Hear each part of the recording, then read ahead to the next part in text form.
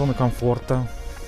И все это еще осугубляется с тем, что заканчивается достопримечательностью, друзья. Очень сильно. Очень сложное психологическое состояние. Ага. Так и есть.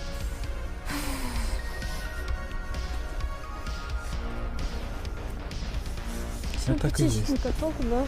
Ну да. Но он не работает пока что.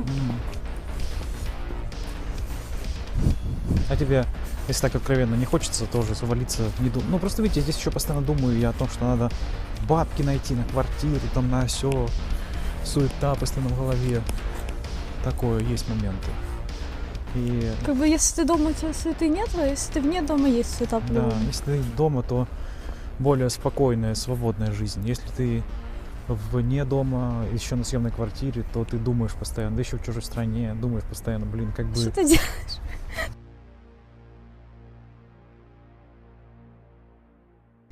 Мы, по-моему, все прошли здесь. Больше здесь никаких нет интересных мест. Только вот это максимум пристань, да, довольно симпатичная, как вы считаете? Я считаю, вообще неплохо выглядит. Интересно. Уточки тут. Лед. Все как надо.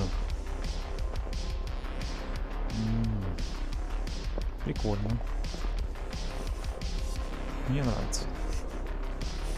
Теперь пойдем с вами, друзья, в... Как он называется? Хостел. Не хостел, костел. Костел Роха. Посетим. Посмотрим, что там интересного в этом костеле. Вот такие дела. Здесь, в принципе, в Минске все довольно дешево, кроме жилья. Я вам только что рассказывал недавно. И это вот покупки эти. Хочется постоянно совершать всякие покупки разнообразные. Но потом задумаешься, блин, а что, если захочешь остаться, денег уже не будет. Вот я нашел себе недавно неплохой телефон, такой же самый, как у меня.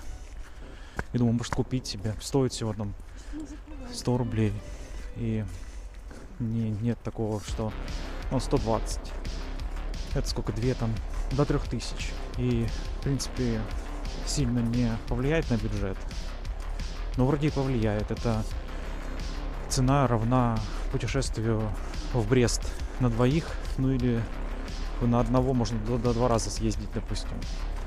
И думаешь, ну, камон, надо тебе такой же самый телефон. Или, может, воздержишься, типа, и поедешь куда-нибудь посмотришь что-нибудь.